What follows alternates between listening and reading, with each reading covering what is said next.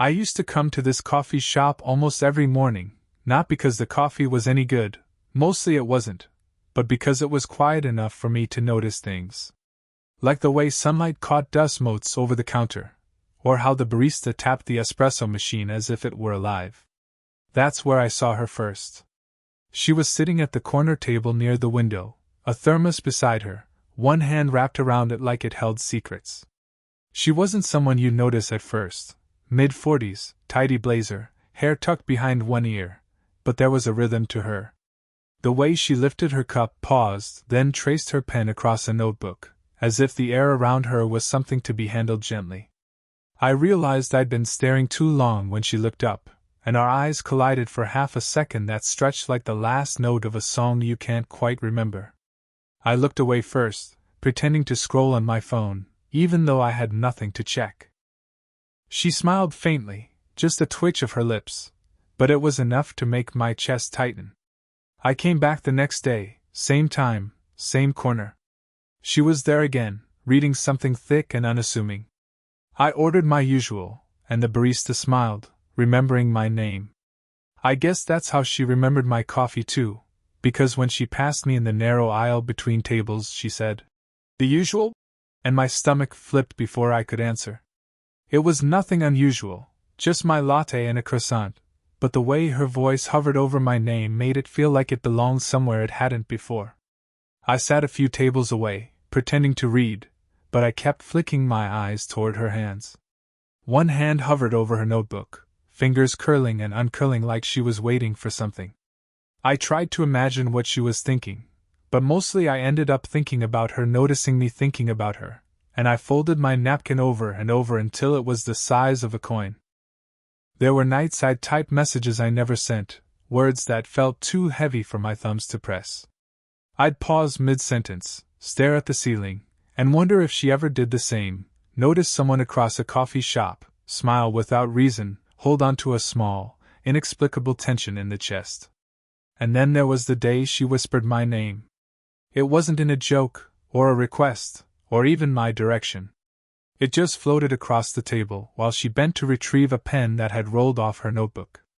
"Ethan," she said softly, like she was trying to fit the sound of it around her fingers. And for a moment, just a blink, I thought maybe the world had decided to hold still, and my heart agreed. I left the shop that day with my coffee half drunk, my notebook untouched, and a quiet, sticky thought lingering behind me. A text pinged on my phone as I stepped onto the sidewalk. I didn't recognize the number. I didn't know if I wanted to open it. But I didn't stop my thumb from hovering over the screen either. The next week, I saw her again at the coffee shop, same corner, same thermos. I considered sitting elsewhere, but I didn't. My usual seat felt too empty without her nearby. She looked up as I approached and nodded, a small acknowledgement, like a quiet permission to exist in her space. "I didn't see you last Thursday," I said, fumbling with the strap of my bag. She glanced at me, one eyebrow just slightly raised. "You've got a bad memory, Ethan." It wasn't teasing, it was the kind of dry observation that makes you pause. We ended up at adjoining tables, sharing a silence that didn't demand anything. When the barista brought our drinks, she held out her hand to steady my cup while I set it down. I froze, fingers brushing hers for the briefest instant. She didn't pull away. "Do you ever write about people you don't know?" she asked suddenly, tilting her notebook toward me. "Sometimes," I said, unsure. "But mostly I end up writing about the people I notice too much." Her lips curved faintly. "Not a confession. Just an observation." Her eyes flicked toward mine, and I thought I caught the tiniest shimmer of amusement. Or maybe it was pity. I couldn't tell, and I didn't want to.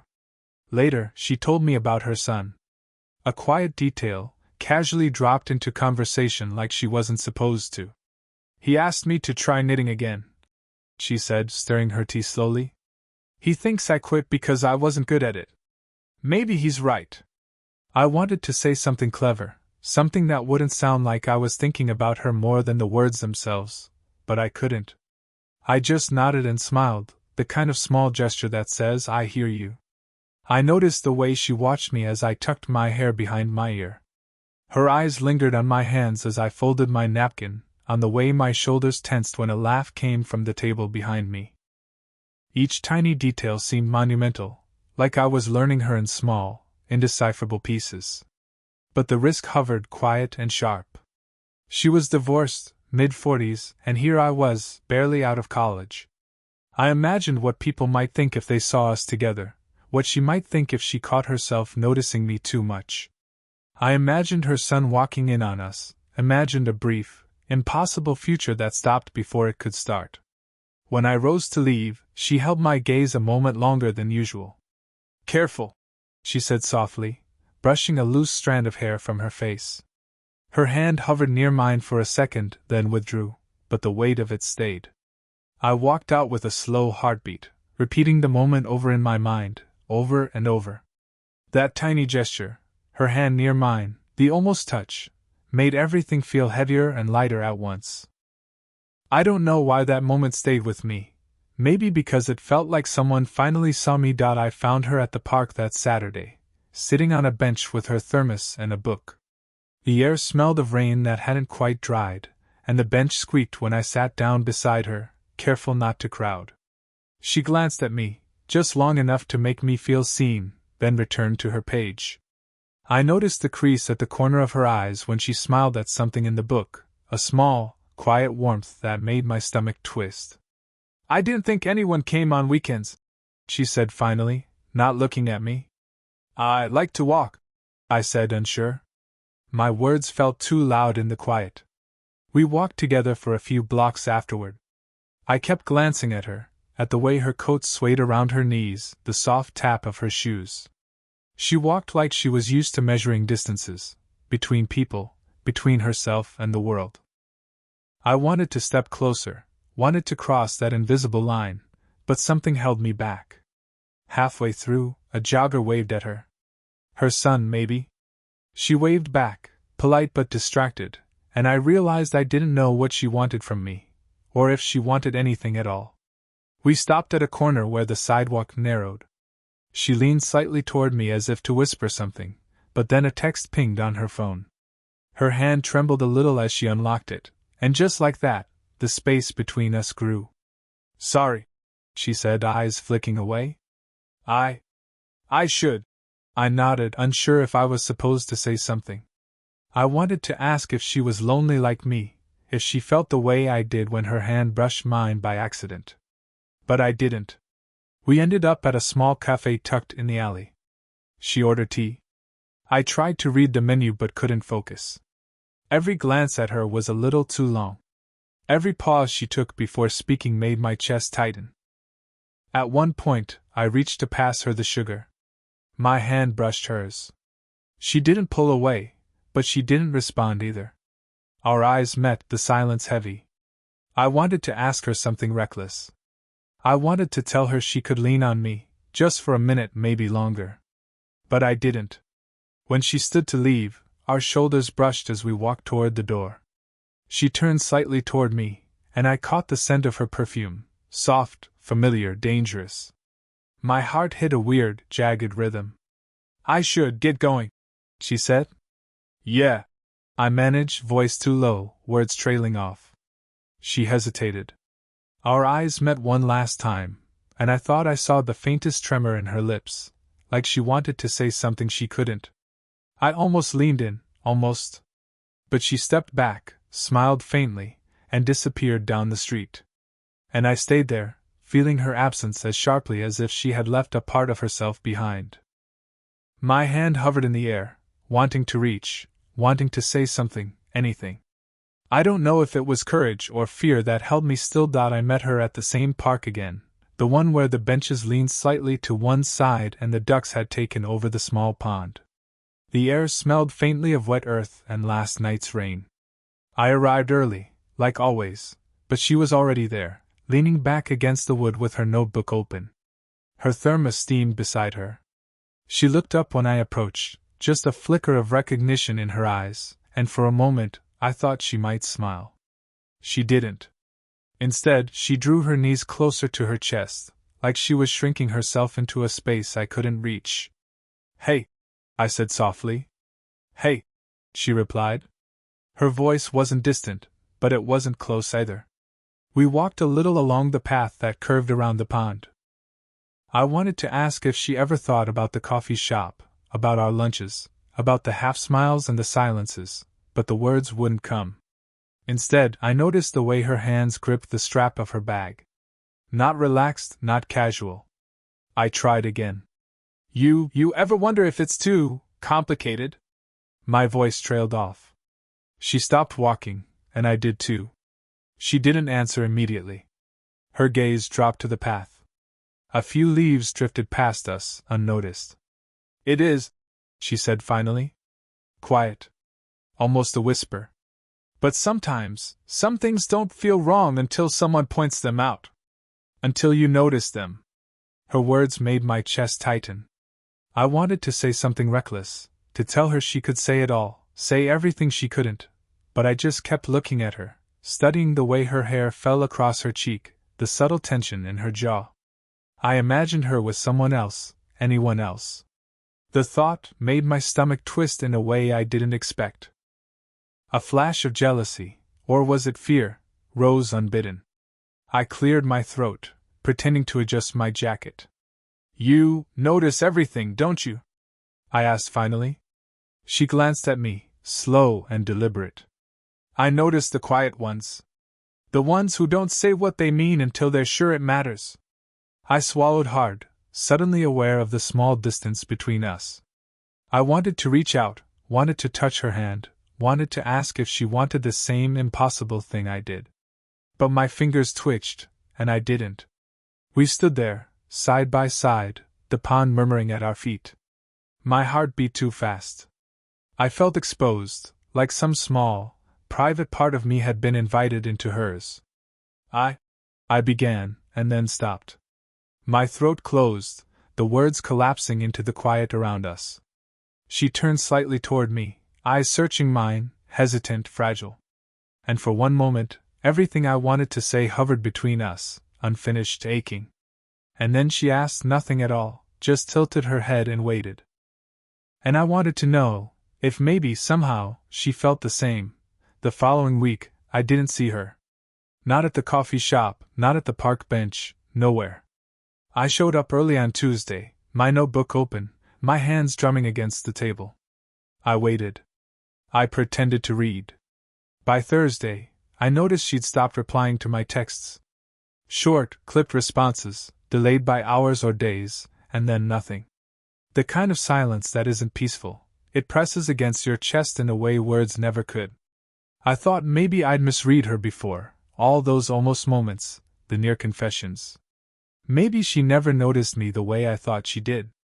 And then I remembered the small, almost hidden details she'd mentioned, her son, her ex-husband, the way she never finished stories about the past.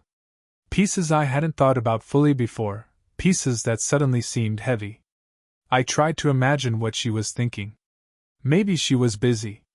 Maybe she decided I wasn't worth the risk. Maybe she felt too much, or maybe too little. Each scenario played across my mind like a slow, unwelcome film, and I had no pause button. Friday, I walked past her apartment building on a whim, hoping for a glimpse, just to see her carry groceries or step out for coffee. Nothing. The lights were on, her curtains drawn. It made me feel like I'd stepped into a half-remembered dream. I caught myself rehearsing what I'd say if I saw her, casual, light, nothing revealing, but then maybe something would slip. Something too honest. My thumb hovered over my phone for hours, unsent messages piling up like invisible weight. By Saturday, I stopped going to the park bench. I walked past it, slow, careful, pretending I hadn't been there every other day the week before. The thermos she always left beside her empty chair seemed like a placeholder for absence, a small symbol of what was no longer possible. I thought about calling her. I thought about knocking on her door. But each imagined action ended the same way, with me stepping back, unable to bridge whatever distance had suddenly formed between us. The air felt thicker, the sidewalks narrower, as if the city itself was holding its breath, waiting for something it didn't know. And then I realized it wasn't heartbreak I felt. Not yet. Not really. It was something quieter, subtler. I didn't feel empty. I didn't feel lost. I felt paused. Suspended. Like life forgot to finish the sentence. I left the chair empty that weekend, just in case. For the moment, the thermos sat alone in the sunlight, and I let it be. My phone stayed silent. My thumb didn't press send. I walked away slowly, leaving the half-finished story in place, unresolved, heavy in its quietness. I found her at the park again, sitting on the old wooden bench by the pond. The thermos was there, slightly scuffed, the lid loose like it had been used too often. I paused a few feet away, pretending to tie my shoes, my heart running faster than it had any right to. She didn't look up at first. Just stirred her tea slowly, the spoon clinking against the cup. I felt the weight of all the days I hadn't seen her, the silences, the unsent messages, the half-formed thoughts that had built up into a small, constant ache. I began, then stopped. My throat felt thick, words collapsing before they could leave. She glanced up, eyes faintly curious, a crease between her brows that made her look younger, almost vulnerable. "You don't have to say anything," she said quietly. Her voice wasn't defensive or cold, just careful. I sat down beside her, leaving a small space between us. My hands twisted the edge of my sleeve, something nervous and unpracticed. "I wasn't sure if you wanted me to come back." She looked down at her tea, fingers brushing the rim absent-mindedly. "I wasn't sure either." We sat there, the pond rippling in the afternoon sun, the occasional duck gliding by. Nothing spectacular, nothing dramatic. Just quiet, and the weight of all the almost moments pressing softly against the air. "I thought maybe I was imagining things," I said finally. "About us. About whatever this is." She tilted her head toward me, eyes still gentle, still searching. "Maybe we were. Maybe we weren't. But I didn't want to find out without you here." My chest tightened. I wanted to say more, to spill everything I'd been holding back, the longing, the fear, the small heartbreaks, but I didn't. Not yet. Not in words. Instead, she shifted slightly, and our hands brushed. I felt her hesitate, the small pause before the smallest acknowledgement. My fingers found hers. A simple, quiet connection, but enough to make everything else fade for a moment, the doubts, the rules, the pause of the last week. "Okay," I said, voice low, almost lost to the wind. She nodded once. No words. No promises. Just a soft acknowledgement, like an answer to a question that had been unspoken for weeks. The tension didn't vanish. The risk didn't disappear. But the pause lifted slightly, just enough that we could breathe in the same space without fear. And for the first time in days, I felt a little less suspended. We stayed on the bench, fingers entwined lightly, letting the silence carry the weight of what had been unspoken.